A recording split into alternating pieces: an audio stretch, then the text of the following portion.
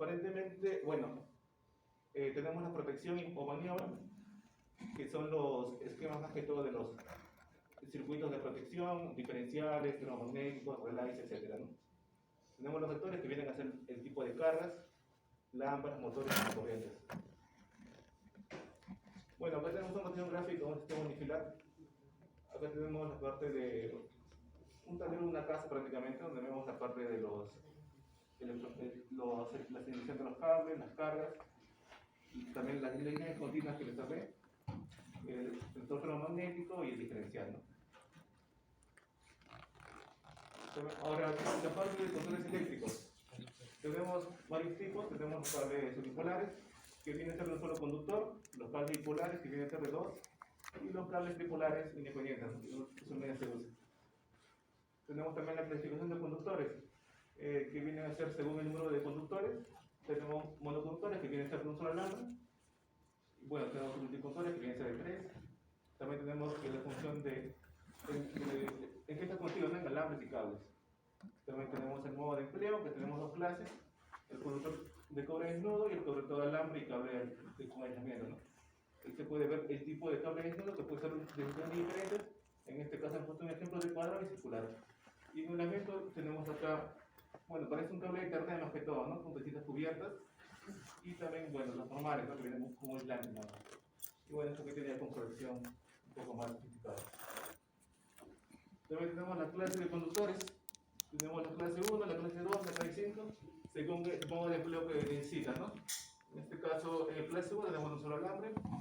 En el clase 2 tenemos los más usados, ¿no? Prácticamente. Tenemos la clase 7, el 19, el 17. Los otros un poco más flexibles, la clase 5 y la clase 6.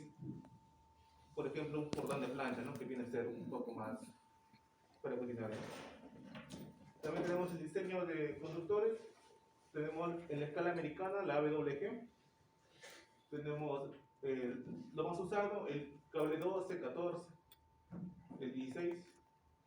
Tenemos dos modelos de ejemplo, el TH, el THW. Se usa diferente, depende del uso que necesitas, ¿no? A qué temperatura necesitas usarlo, bueno, qué voltaje, los colores, el empaque y las especificaciones técnicas, ¿no? Tenemos también la escala europea, que viene a ser una escala más que todo diferente con números y letras, ¿no? Por ejemplo, aquí tenemos el 3, 425 milipolar 12XY. Bueno, el N, que significa conductor de cobre electrolítico. Prácticamente toda esa norma tiene que ver con un cuadro, ¿no? Por ejemplo, el 2XY, que significa, bueno, reemplazo de un conductor normalizado. Y bueno, tenemos como ejemplo una marca. Bueno, acá tenemos un cálculo simple por una selección de conductores. Tenemos el conductor, bueno, suponiendo que vamos a elegir un conductor para un motor de casi 12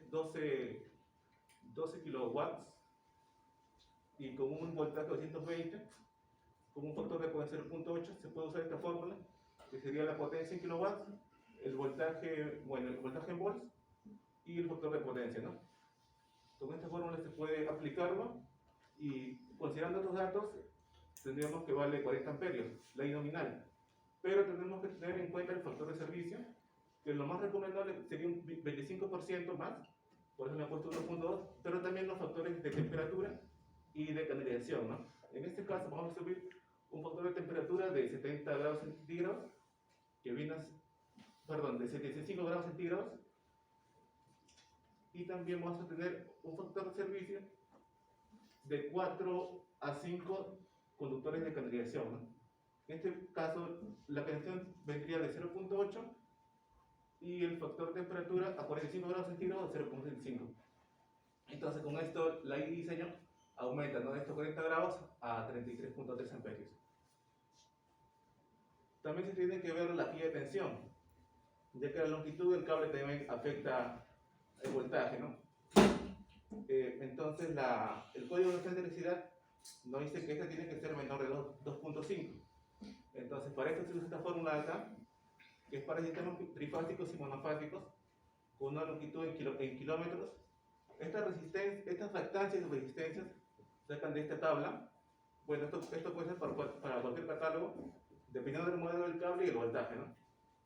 En este caso, tomando un sistema trifásico, la I nominal del anterior que hemos sacado de 40 amperios y una longitud de 10 metros, hemos sacado que hemos usado un cable 4 y con esto hemos sacado su factor de resistencia, que sería 1.02, y su factor de reactancia, que sería 0.15. En este caso vamos a tener una caída de tensión de 0.014%. Entonces la norma nos dice que es menor a 2.5.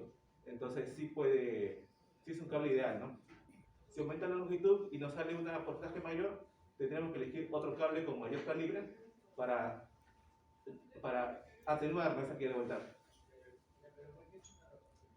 Bueno, cargas y factores de demanda, ¿no? Bueno, esto debe ser más que todo en la norma del código de electricidad, la 0.5, nos da consejos para asumir distintos factores de demanda dependiendo de la carga, ¿no? Bueno, esto más que todo para que tu conexión sea ideal, ¿no? En todos los casos. Bueno, que es un ejemplo básico para una carga de 90 metros cuadrados inicial, nos dice que sería 2500 watts, a partir de ella 1000 para arriba, y bueno, hay distintas para distintos artefactos, colectores de agua, cargas sin lavadora, calefacción, ¿no? Tenemos acá los elementos de protección, más que todo que son para proteger los equipos, no nos para causar ruido de fallas y peligros. Tenemos acá los fusibles, los relés térmicos, las tomas de tierra, los electromagnéticos, los diferenciales y estadores, ¿no? Bueno, los más usados son los termomagnéticos. En este caso vamos a hacer un pequeño cálculo. Necesitamos que la I de diseño del conductor el torque magnético tiene que estar en esa proporción, ¿no? Entre la corriente admisible del conductor y la I de diseño. El conductor que hemos usado anteriormente, que sería algo de, en este caso hemos usado la I de diseño de 76.9 amperios, y a eso se le multiplica un factor de servicio de 1.6, que viene a ser el factor de fusión, que depende del material que hemos usado. En esta tabla se puede ver y nos da algunas recomendaciones para hallar, ¿no? Entonces eso se iguala a la norma ISC, que nos dice que depende de la industria que se use, se puede usar, ¿no? El I2 igual a 1.3. Bueno, se hace una pequeña igualdad y se halla el I nominal, que es 124 amperios.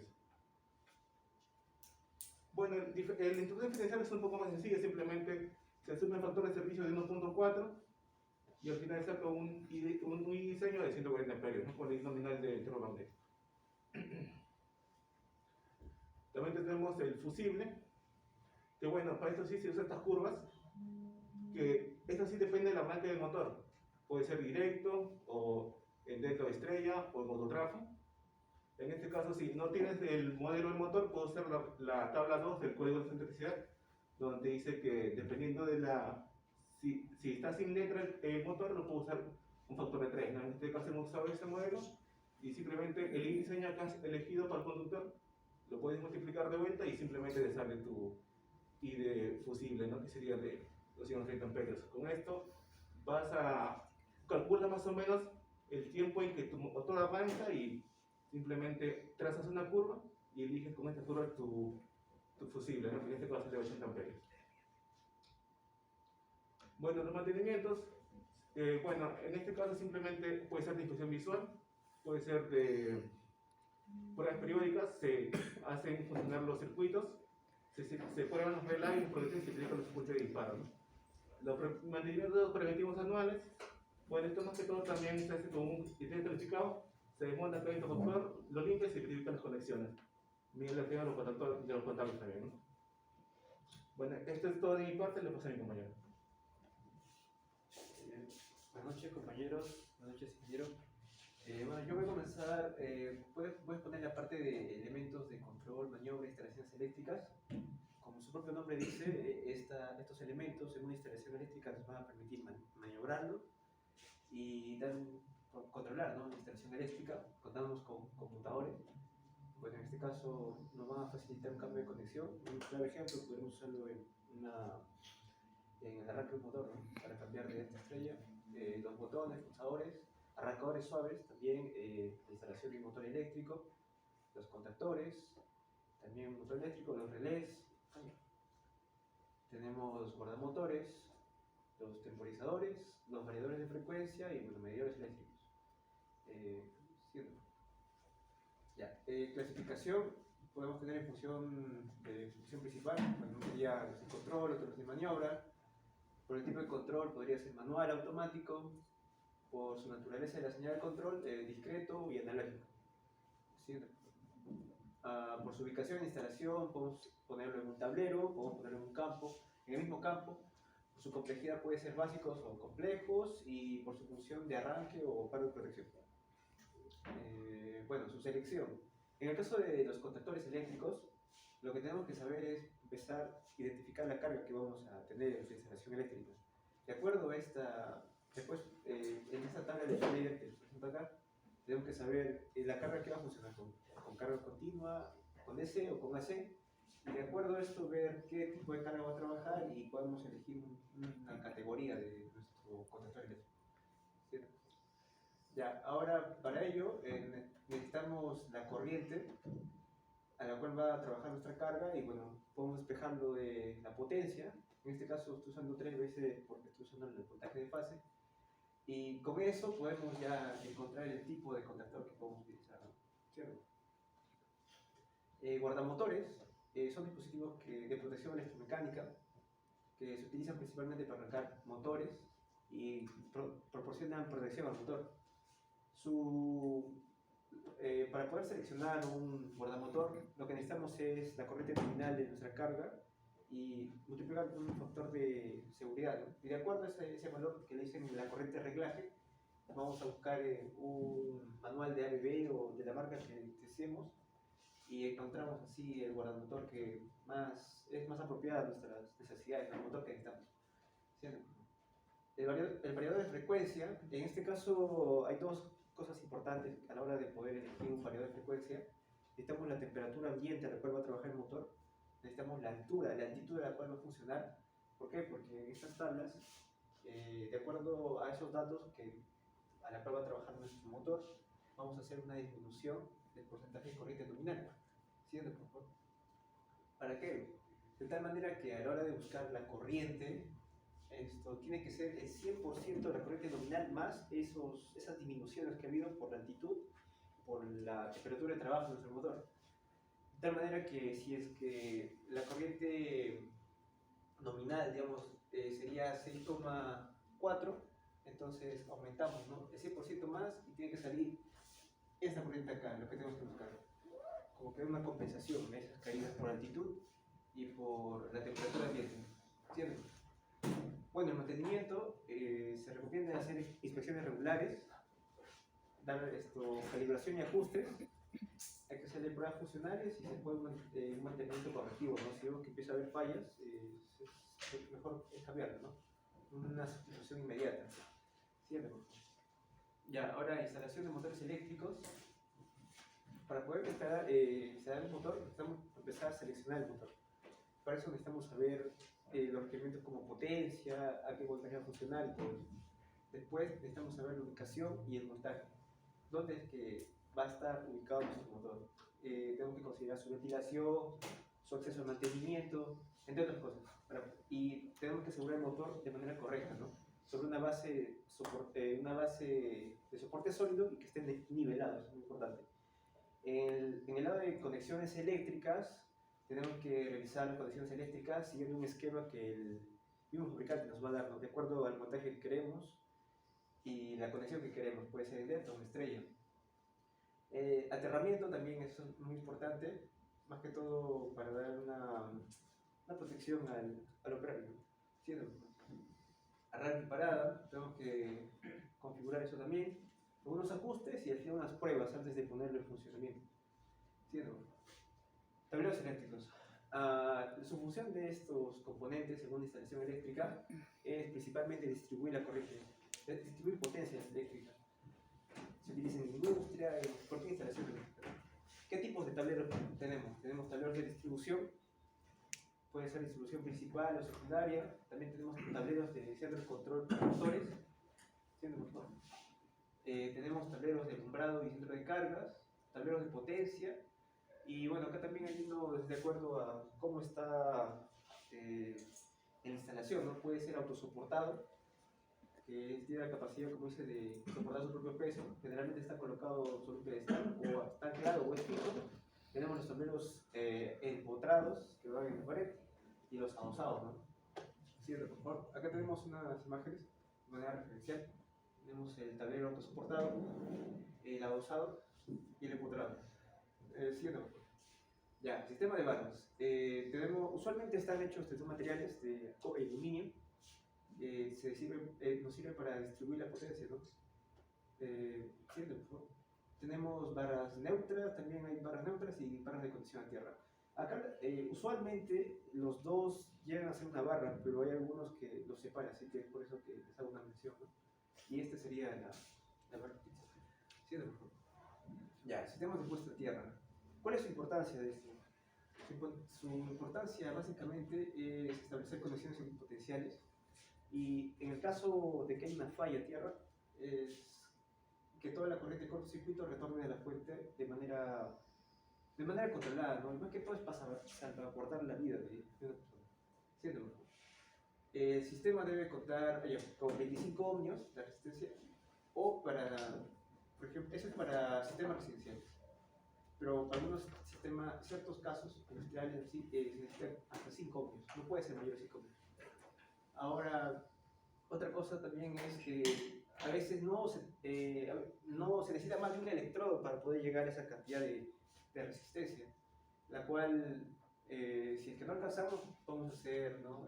Electrodos ahí en serie, como se puede mostrar en este caso, de tal manera que lleguemos a la resistencia que necesitamos, ¿no? Ya sea 25 ohmios o 5 ohmios en casos especiales. También otra función es garantizar la equipotencialidad, ¿no? del sistema. Síndrome. Ya, con esto le paso la palabra al compañero. Sí. Buenas noches, compañeros, buenas noches, ingeniero. Mi nombre es Sergio Javier y voy a exponer sobre lo que son los documentos auditables, ¿no? Pertenecientes al capítulo 2. Ese es el índice. Como primer documento, nosotros proponemos el plan de auditoría, ¿no? La descripción básica de esto es de que es un documento en el cual se define el alcance, los objetivos, las responsabilidades y el cronograma como tal de la auditoría eléctrica. En este documento se detalla cómo es que se llevará a cabo la auditoría y además qué aspectos se evaluarán. Como funciones podríamos describir de que este plan define, como ya lo mencioné, el alcance, ¿no? Y los objetivos de la auditoría. Es importante tener en claro esto para nosotros poder canalizar y gestionar de una forma idónea la información que nosotros necesitemos, ¿no? También se establece el cronograma, se identifican los recursos necesarios, se define la responsabilidad de los auditores y como último punto establece los criterios de éxito para la auditoría. Uno de los documentos que nos pueden ayudar para realizar un plan de auditoría es esto. Buscando en internet encontramos que se está evaluando una propuesta para la evaluación de la metodología de auditorías energéticas propuesta por el MINEM. Entonces este documento podría usarse como apoyo para nosotros poder desarrollar un plan de auditoría idóneo. Una de las funciones de estos documentos, una vez leído, pues identifiqué esto, que son las auditorías energéticas obligatorias, en donde se establece, ¿no?, que la obligación de realizar auditorías energéticas en el sector público cuando se alcanza un umbral de facturación eléctrica mensual, la actualización de la información, las mejoras de la eficiencia y el seguimiento y verificación de implementación de mejoras. Siguiente, por favor. El segundo documento vendrían a ser los planos eléctricos, ¿no?, donde vayamos a hacer la auditoría. Un plano eléctrico, como se mencionó anteriormente, son representaciones gráficas de la distribución de circuitos y componentes eléctricos, en donde se incluyen detalles como la ubicación de interruptores, paneles eléctricos, cables y otros elementos que son necesarios para nosotros poder identificar y poder nosotros quizás dividir y de esta forma subdividir por subprocesos y nosotros poder desarrollar la auditoría de forma más práctica, ¿no? Una de las funciones vendría a ser la proporción a la representación visual, facilita la identificación, ayuda a planificar inspecciones detalladas, permite evaluar el diseño y también sirve como una referencia para futuras modificaciones. Dentro de esto podemos basarnos en el Código Nacional de Electricidad, específicamente el sistema de utilización, el tomo 5, parte 1. En este documento de la parte legal, pues generalmente forma parte de un parte legal mucho más amplio, ¿no? Porque nosotros estamos tomando solo el tomo 5. Sin embargo, acá nosotros tomamos esto porque aquí es donde se regulan todos los aspectos relacionados con la generación, transmisión, distribución y utilización de la energía, que es donde nosotros nos queremos centrar específicamente en la utilización, ¿no? Una de las funciones es también hablar de la operación y el mantenimiento, que necesitamos de tener en claro eso, la compatibilidad electromagnética, la eficiencia energética, protección contra sobrecorriente y sobretensión, y la clasificación de áreas peligrosas también, ¿no? El siguiente, por favor. La segunda norma que nos podría facilitar esto también es la norma técnica M10, que es específica para instalaciones eléctricas de interiores. Esta norma fue emitida en el Perú y establece los requisitos y estándares técnicos, ¿no?, para la ejecución de instalaciones en edificaciones de uso residencial, comercial e industrial. Esta norma proporciona directrices detalladas para garantizar la seguridad, eficiencia y calidad de las instalaciones eléctricas, tales como se describen las funciones. Una de ellas es la de establecer los requisitos específicos para la seguridad eléctrica, también para el diseño de dichas instalaciones, la selección de materiales, cableado y canalizaciones, normas de puesta a tierra, sistemas de protección, inspección y mantenimiento y eficiencia. Entonces, todas estas normas se acopla con lo que nosotros hablábamos del documento, ¿no?, que son los planos eléctricos. Y como tercer documento tenemos la lista de equipamientos y dispositivos. Es importante tener mapeado todos los equipamientos y dispositivos que se requieren, que se tienen en el plano, para nosotros poder auditarlos. El siguiente, por favor. Como ayuda para eso podríamos usar, para obtener un mayor bagaje, ¿no?, más información sobre instrumentos, sobre equipos.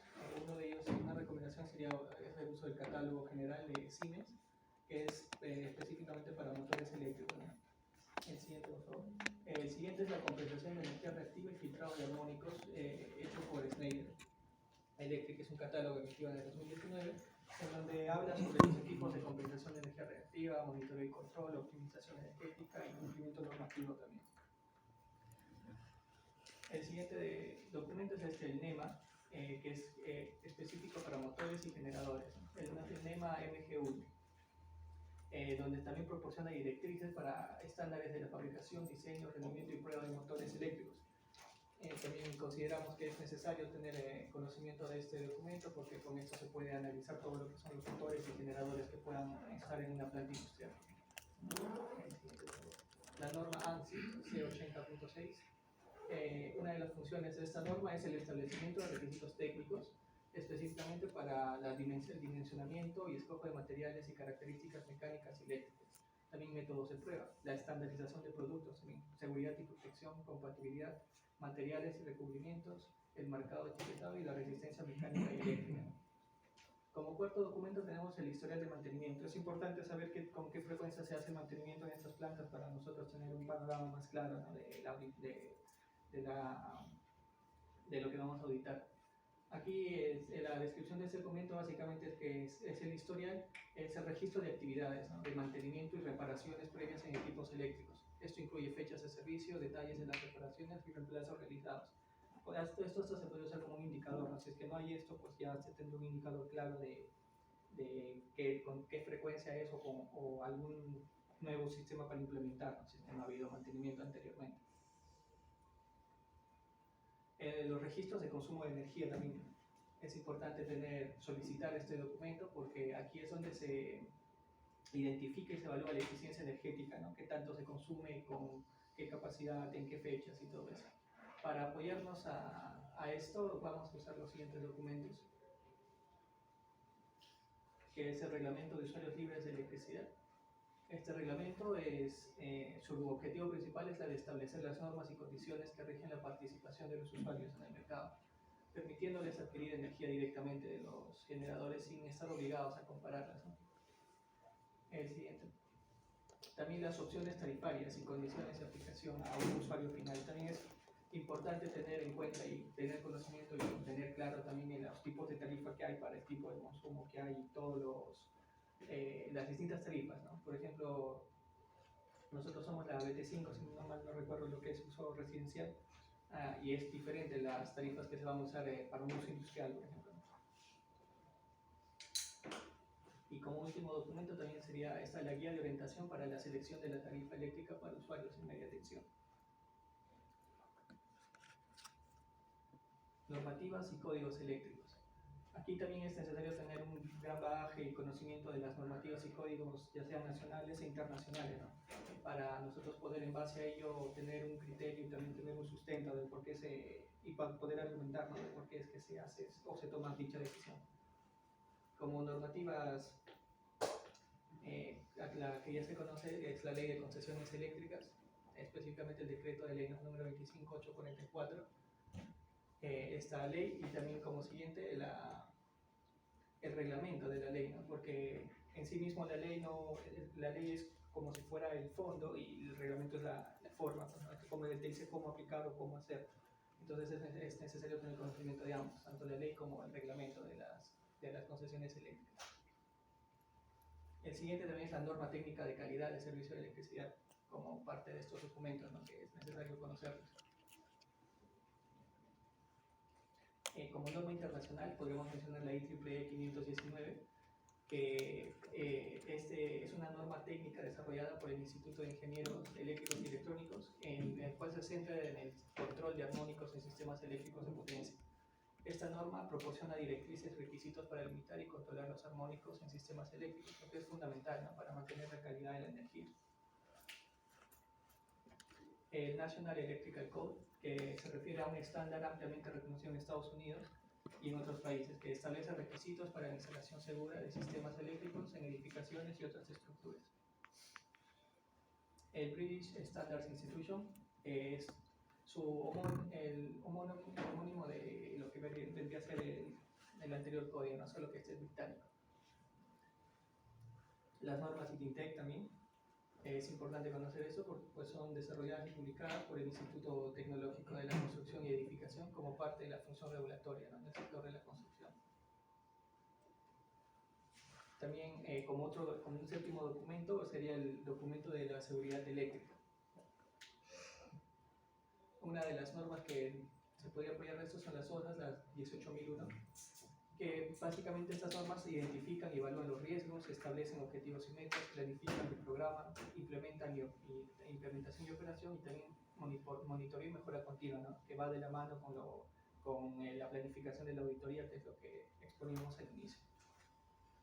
También otro documento a pedir sería la certificación de la calibración de los instrumentos de medición, ¿no?, porque no tendría sentido o objeto hacer mediciones o llegar a conclusiones con datos erróneos, ¿no? Entonces es necesario pedir la certificación, un aval de que todos los instrumentos que se van a realizar estén calibrados, ¿no?, debidamente.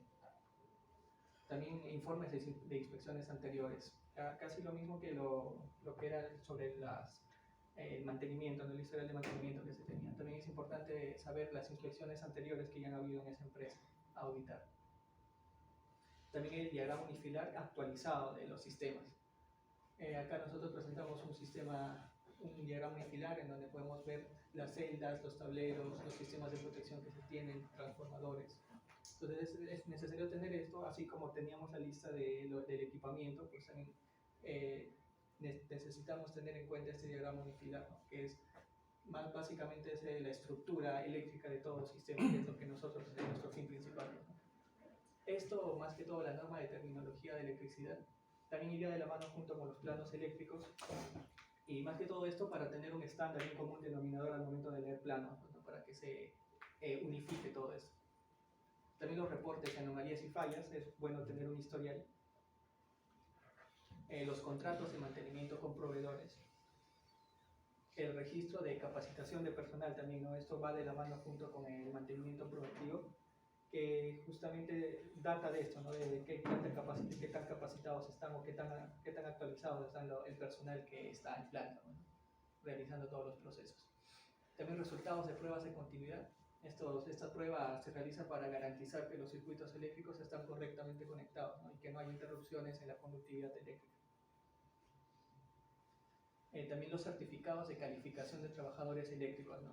Esto es más que todo para verificar si es que la empresa está interesada o está certificada y que su personal está debidamente capacitado, ¿no?, para realizar cualquier operación.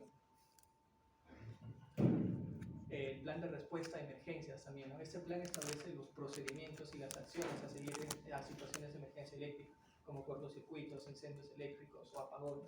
Entonces también es necesario, si es que reconocer o solicitar si es que esta empresa tiene esto, o si no, pues para implementarla. El informe de análisis de riesgos. Este informe identifica y evalúa los posibles peligros eléctricos en la instalación y además proporciona recomendaciones para mitigar riesgos y mejorar la seguridad. También se necesitan los registros de actualización de la tecnología, ¿no? Para documentar las actualizaciones, como la incorporación de equipos más eficientes o la implementación de sistemas de control avanzado. Este es un documento que podría ir de la mano. La industria de la energía renovable en el Perú es también publicado por el OCINERMIN esto. Es 10 años de contribuciones a la mitigación del cambio climático, por ejemplo. Es un libro, me parece eso, que es en donde básicamente enfatiza la tendencia de la promoción de energías renovables, ¿no? Alineada. Y ahora, con el boom de ahora que hay con esto de las energías renovables, pues creo que es en consideración tener esto en cuenta, ¿no? Para cualquier sistema que se instale, pues ahí se sabe que este tipo de tecnología pues genera una inflexibilidad en el sistema, ¿no? Entonces se necesitan mayores tecnologías. Entonces, si es que hablamos de plantas industriales a gran escala, pues tienen que tener todas estas implementaciones, ¿no? También tenemos el certificado de cumplimiento de seguros. Este certificado verifica que la instalación esté adecuadamente asegurada y cumpla con los requisitos, y además de que protegen contra posibles pérdidas financieras a la empresa.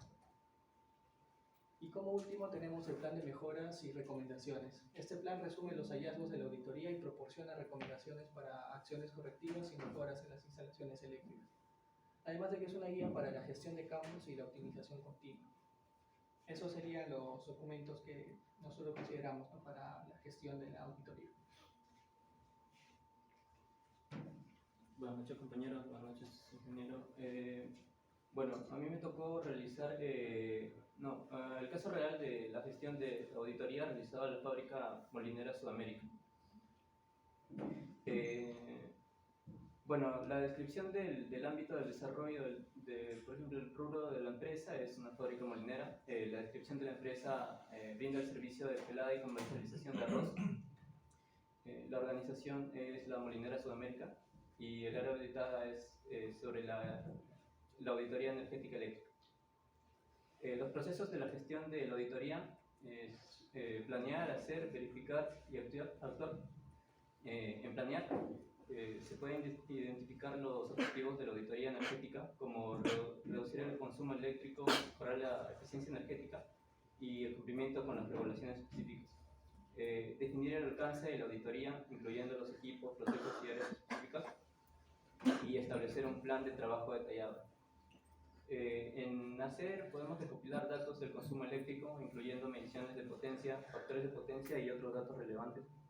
Realizar inspecciones en el terreno para evaluar el estado de los equipos eléctricos y los sistemas de distribución. Verificar, analizar los datos recopilados para identificar áreas de alto consumo eléctrico. Comparar los datos actuales con normativas, estándares y mejoras prácticas en eficiencia energética. Y en actuar, desarrollar un conjunto de recomendaciones específicas para mejorar la eficiencia energética y reducir el consumo eléctrico. Preparar un informe de auditoría que incluya los hallazgos, las recomendaciones y el plan de implementación. El proceso de la producción de la fábrica molinera es el almacenamiento de la materia prima, la trilla, el secado, la limpieza y clasificación, el almacenamiento en un depósito a largo plazo, la molienda, el empaque y el último, que es control de calidad. Bueno, el contexto del proceso de la auditoría son nueve pasos.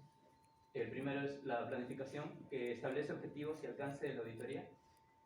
Seleccionar el equipo de auditoría y crear un plan detallado que incluye la recopilación de datos. Como segundo paso, recopilación de datos, registrar datos del consumo eléctrico como potencia, factores de potencia y patrones. Realizar mediciones y pruebas en equipos y sistemas eléctricos y documentar información relevante sobre el funcionamiento de la fábrica molinera. Tercero, análisis de datos. Evaluar los datos recopilados para identificar áreas de alto consumo eléctrico. Comparar los datos con normativas y estándares de eficiencia energética y verificar el cumplimiento de regulaciones energéticas y legales. Auditoría en el terreno, como inspeccionar equipos eléctricos y sistemas de distribución para evaluar su eficiencia y estado. Identificar problemas de rendimiento y eficiencia energética en el terreno. Quinto, identificación de medidas de eficiencia energética. Desarrollar recomendaciones específicas para mejorar la eficiencia energética y priorizar las medidas según su impacto y costo. Informe de auditoría energética. Preparar un informe que incluye hallazgos, recomendaciones y plan de implementación y presentar el informe a la dirección de la empresa molinera y obtener la aprobación. Implementación de medidas de eficiencia. Ejecutar las medidas de eficiencia energética acordadas y realizar un seguimiento y registrar los cambios en el consumo eléctrico. Monitorización continua, que establece un sistema de seguimiento y control para garantizar que las medidas se mantengan y sean efectivas. Y por último, reevaluación y auditorías de seguimiento, para realizar auditorías periódicas, para evaluar el rendimiento a lo largo del tiempo y hacer ajustes, si es necesario. Como proceso más fuerte de la auditoría energética, para la fábrica molinera fue la evaluación de la eficiencia energética, ya que es el proceso con una de las etapas con mayor consumo energético de la fábrica molinera. Puede representar una parte significativa de los costos operativos relacionados con la energía eléctrica. La eficiencia en la molienda es esencial para garantizar la calidad del producto final, que en este caso es el arroz. Cualquier mejora en este proceso no solo reduce los costos energéticos, sino que también puede mantener o mejorar la calidad del producto. La importancia de la molienda ha llevado a las fábricas molineras a invertir en mejoras constantes a lo largo del tiempo.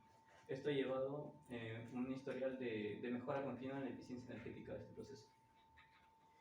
Y como proceso más débil de la auditoría energética es el proceso de documentación y registro de datos, ya sea por falta de documentación completa, ya que muchas fábricas molineras no mantienen registros detallados y completos de sus operaciones relacionadas a la energía eléctrica. Esto puede dificultar la comprensión de cómo se utiliza la energía en la instalación y la identificación de oportunidades de mejora. También es un proceso débil debido a la información desactualizada. Si la documentación y los registros energéticos no se mantienen actualizados, es difícil tener una visión precisa del estado actual de la empresa, de la instalación y al evaluar cómo ha cambiado con el tiempo. Conclusiones. Al recolectar información sobre los equipos instalados en las distintas áreas de la empresa, se puede determinar que el área con mayor consumo energético se presenta en el área de producción. Mejorar el sistema de iluminación, reemplazando las lámparas fluorescentes por lámparas LED. Los motores que forman parte del proceso de producción de la fábrica trabajan eficientemente. Esto es porque el porcentaje de carga de los motores se encuentran dentro del rango establecido.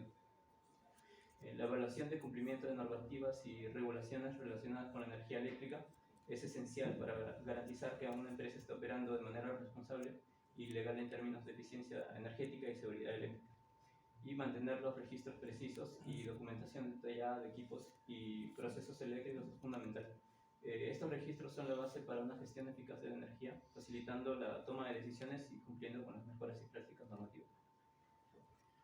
Como recomendaciones tenemos realizar capacitaciones al personal con la finalidad de incentivar a un uso racional de la energía, concientizar sobre los posibles ahorros energéticos y económicos que se pueden obtener con el simple gesto de apagar las lámparas que no sean necesarias en determinadas áreas durante el día. Incentivar a los administradores nuevas tecnologías como el uso de tecnologías LED, así obteniendo un ahorro energético viéndose reflejado en la facturación mensual de la fábrica. Hacer uso de motores eléctricos de alta eficiencia refleja un ahorro económico como un uso eficiente de energía eléctrica de manera considerable. Para ello se pueden implementar de manera gradual un grupo de motores de cierta área hasta lograr reemplazar a la mayoría de motores instalados en la fábrica. Tener en cuenta aquellos factores que impliquen en el funcionamiento correcto de los procesos de producción para no tener una cantidad de pérdidas considerables. Y realizar un mantenimiento preventivo anual para determinar el estado operativo de cada motor que esté implicado en el proceso de producción, como sistemas de producción que sean contactores, guardamotores, interruptores termomagnéticos, etc. Y eso sería todo por nuestra parte. Bien, cuando yo les pedí el tema de los documentos auditados, por ejemplo, ¿puede retroceder la documentación? Dentro, ustedes han enchapado un modelo de auditoría, ¿ya? Por ejemplo, ahí nomás. Avanza. Ahí está, retrocede. ¿De qué me sirve ese documento, por ejemplo, dentro de una auditoría en la parte eléctrica? El documento es el que está anterior, ingeniero. Ese es el documento que se pide. El registro de actualización técnica. Entonces ya como un plus consideramos poner esa, que es sobre energía renovable. Pero eso es una revista, ¿no? O sea, cuando uno hace una gestión dentro de un área, ¿no? Parte de esa gestión hay documentación que respaldan la gestión. O sea, los documentos que uno audita dentro de un área justamente son esos documentos. Pero revistas, normativas, más que todas las normativas generales de uso internacional. Y esos documentos ya no ayudan directamente a la gestión, ¿no? O sea, son referencias generales. Excepto que sea que tú digas porque estás implementando la ISO 9000, ¿no? O sea, estás solamente implementando la ISO 9000 de un área, entonces ya como referentes puntuales. Por eso que yo dentro de los lineamientos para las exposiciones te dije, no quiero nada de normas, no quiero nada de procedimientos, revistas, que es lo que puse, sino documentos más esenciales. Por ejemplo, estamos hablando de electricidad. Algo muy clásico acá son, por ejemplo, pruebas eléctricas, documentos de pruebas eléctricas, protocolos de aislamiento, megómetros, puesta a tierra, que por ahí he visto, ¿no? O sea, inclusive ustedes creo que necesitan un procedimiento de puesta a tierra, algo así.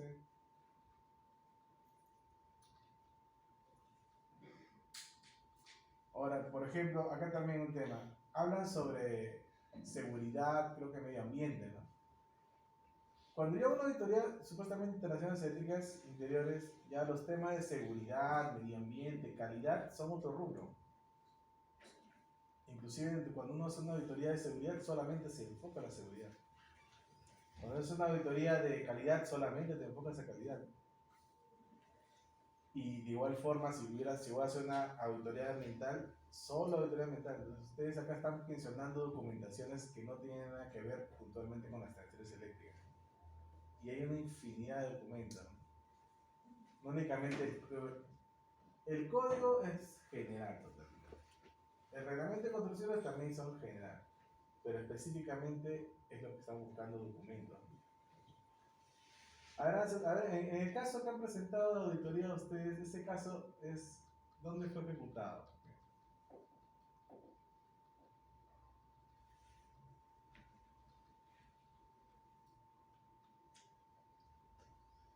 ¿Ustedes tienen un contacto ahí o cómo han conseguido esa información?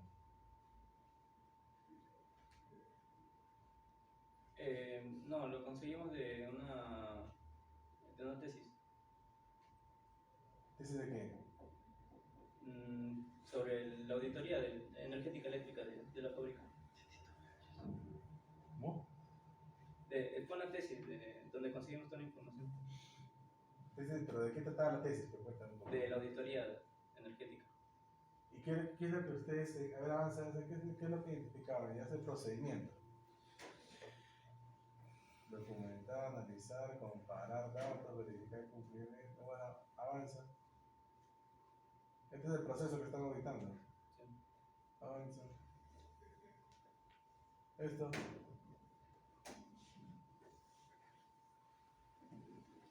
Avanza.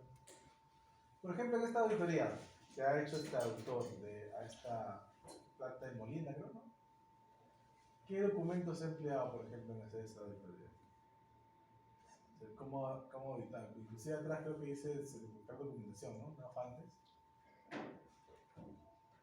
Definir alcance, establecer el plan de trabajo, recopilar datos de consumo eléctrico. Uso normativa. Documentar y registrar todos los datos. O sea, ¿en base a qué ha hecho la auditoría? O normativa tenía full código y ahí A ver, muestra, avanza.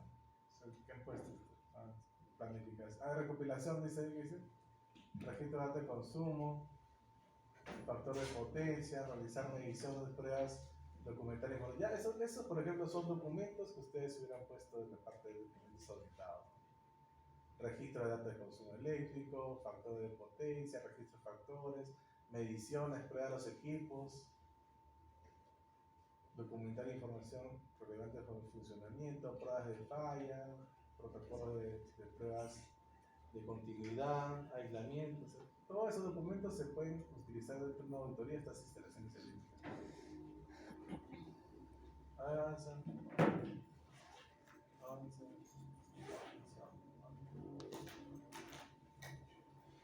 ¿Y cuál fue el proceso que desarrolló? Bueno, ustedes se han ido de frente, no a los resultados, pero ¿cómo ha evaluado cómo se ha evaluado esta auditoría? O sea, ¿cómo han llegado a este resultado más fuerte, más débil? O sea, literalmente está puesto, ¿no? Pero ya han definido un proceso de cómo se resuelve la auditoría, ok.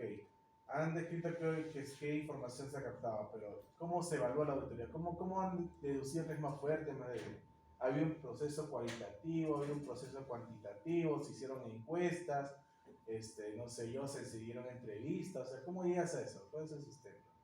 No, hemos comparado resultados. En la tesis estaban resultados anteriores con la auditoría actual y han comparado, ¿no?, esos resultados, y con esa comparación puse esa información de el proceso más fuerte y más débil. Ok, cuando uno hace una auditoría, supuestamente en este año una auditoría, esos son resultados. Al próximo año ya otra auditoría. La idea es de contrastar es para ver qué proceso de mejora continua había. Eso no. Lo que yo te digo, qué procedimiento han usado para obtener estos resultados. Fuera de comparar. O sea, en este año, por ejemplo, yo obtengo 70%. El próximo año obtengo una auditoría del 80% y ahí yo comparo. Pero para obtener 70%, este resultado en este año, ¿qué ha hecho? ¿Qué procesos? ¿Cómo evaluado? ¿Ha hecho una encuesta? ¿Ha hecho entrevistas? ¿Ha hecho...? ¿Cómo determinas numéricamente qué es más fuerte, más débil? No, de acuerdo a los procesos, como me guío de las comparaciones de los datos anteriores. No, tú no. O sea, el autor, supuestamente, el que ha hecho esta auditoría, ¿qué ha hecho? Eso es lo que voy. O sea, la persona que ha hecho esta auditoría ha desarrollado un procedimiento que veo que ustedes lo han plasmado. Pero, ¿qué más ha hecho este auditor, ¿no?, para poder tomar estos resultados? Pues, ¿no? O sea, retrocede una página. Acá no han puesto ustedes nada de sustento, solo retrocede otra. Solamente han puesto este contexto a mano alzada, vamos a ponerlo así, pero no han dicho que, digamos, ha hecho encuestas, ha hecho entrevistas, cómo ha hecho la ejecución de la auditoría, cómo lo ha ejecutado para llegar a ese resultado. Eso es lo que no hay acá, ¿no? Y eso va para todos. O sea, lo que yo les estoy pidiendo es, bueno, a mí me toca exponer seguridad. Busca una auditoría que se haya ejecutado seguridad de una empresa. En ese modelo de auditoría ejecutado hay un proceso, como sus compañeros han planteado, un proceso que el auditor ha seguido para hacer la auditoría. Correcto. Dentro de esa auditoría también seguramente va a decir a qué ha auditado, qué documentación ha usado, ¿no?, y qué tipo de modelo auditado. Puede haber sido en una auditoría mediante unas encuestas, quizás mediante un sondeo de cómo se llama, de cómo están los resultados en cada punto auditado, y de acuerdo a eso ya el auditor concluye pues en qué proceso es más fuerte, qué proceso es más débil, dónde están los puntos débiles y los puntos más fuertes, ¿no? Entonces, eso es lo que yo les estoy pidiendo. Acá nuestros compañeros solo han puesto el contexto y se han ido de frente a los resultados, pero ¿cómo se llegan los resultados? ¿Qué ejecutó el auditor acá para llegar a esos resultados? Porque no por obra de magia va a ser más fuerte y más débil. ¿Ok? Esas cosas son las que, en realidad, por favor, los demás grupos pongan más énfasis en detallar de qué forma está auditando. El trabajo de acá básicamente se trata en que ustedes consigan una auditoría y nos cuenten a todos cómo es que esa persona ha realizado paso a paso la auditoría. Porque nosotros en el curso vamos a realizar una forma y después vamos a comparar si es que eso que han encontrado está con lo que hemos realizado. Por ejemplo, acá yo rescato algo: recopilación de información. Toda auditoría, para comenzar, tiene que recopilar información. Pero obviamente, si yo estoy hablando de auditoría de electricidad, no tengo que recopilar documentos de calidad. De seguridad no tiene nada que ver con electricidad. De ambiental no tiene nada que ver con electricidad. Solamente documentos de mi tema. Si me toca mantenimiento, documento de mantenimiento. Si me toca proyectos, proyectos. Y me olvido del resto, no existe. ¿Ok? No sé si hay una pregunta por resto que quiera hacer.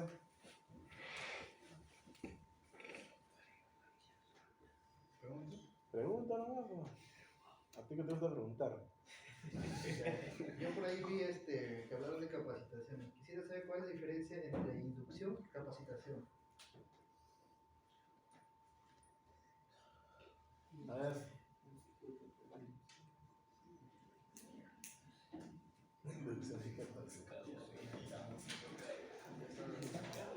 Y es hora.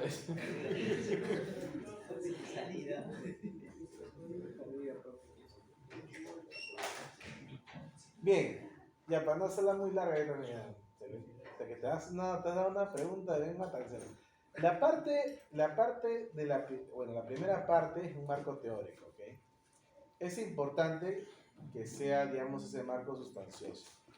Pero recordemos que eso simplemente nos sirve un poco como una referencia base para poder auditar. En realidad el curso no se trata de aprender instalaciones eléctricas. Acá es auditar. Pero para poder auditar debemos tener ciertos conocimientos bases en instalaciones eléctricas. Si voy a auditar seguridad, al grupo que le toque auditar seguridad, pues obviamente tiene que tener un concepto básico para poder auditar de seguridad. Yo nunca en la vida me voy a poner a auditar una zapatería si es que no sé ni siquiera clavar un zapatito, ¿no? O mucho menos voy a auditar un restaurante si ni siquiera sé sancochar un huevo, por ejemplo, por decirlo así, ¿sí o no? A eso se refiere. El marco teórico es un complemento a la auditoría. Por eso también a veces ponen un marco teórico ustedes de diseño, todo eso que tiene que ver con auditoría. Acá necesitamos tener conocimientos generales.